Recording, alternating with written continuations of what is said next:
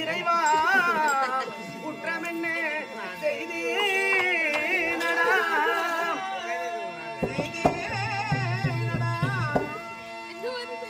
கெட்டவர்கள் நேசத்தினாய்